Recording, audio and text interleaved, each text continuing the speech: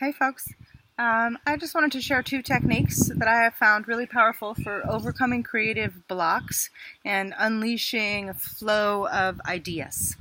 So, without going into too much detail about where these came from or why they work, I will include some links at the end of today's class, but I'm just going to jump right ahead to teaching you the actual technique.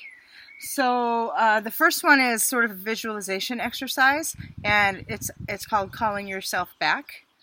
So if you're trying to work on something, you're having trouble focusing, or perhaps you're depressed and you're stuck in a rut, or having circular thoughts, and a lot of times those thoughts focus on a particular person or on an incident in the past, something that happened.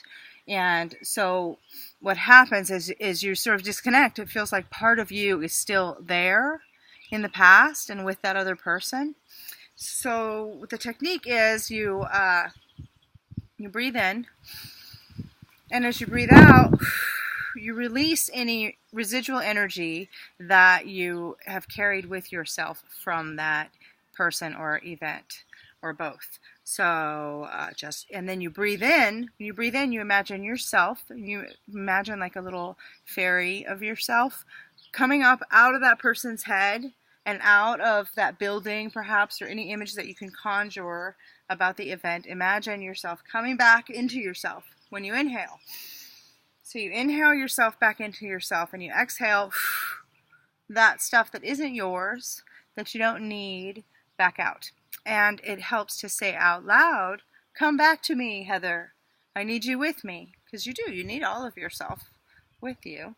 And then, "I release you, bra. Don't need you anymore. Come back to me, Heather. I release you, person of the past." So getting verbal with this kind of stuff helps to lock it into not just our conscious mind and our conscious body, but there's so many layers of perception that we're engaged in every single moment. So it helps to tap into some of these subtle layers and see what we can do with the energy there. So today is a day of observation, and sometimes when you observe things, you can there's memories that come up and there's triggers that can occur. So if that energy is juicy, there's a lot of emotion there, and you can use that emotion to make amazing art. But if it's blocking you and freezing you up, then this exercise is really helpful.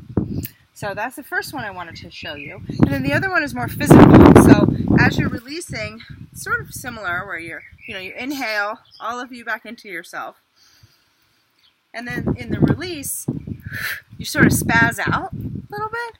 So an animal, like if an animal almost gets hit by a car or has a traumatic experience, and when it gets back to its safe place, it will sort of spaz out a little bit and have little mini seizures and convulsions to release that toxic energy. And as humans, we're embarrassed to do stuff like that a lot of the time, even if you're alone, which is so funny.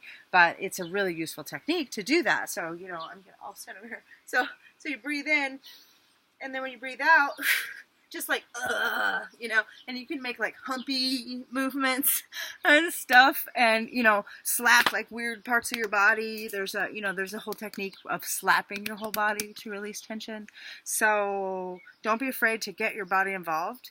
And, as we're talking about daily practice and integrating movement into your daily practice is a known, proven, consistent, tried and true, effective technique. So you don't have to work out, but your body and your mind are not separate. And so becoming an artist and becoming a writer and being effective and being happy has everything to do with that body-mind connection, doesn't it? So that's that. And I hope that you use these techniques, and let me know what you think.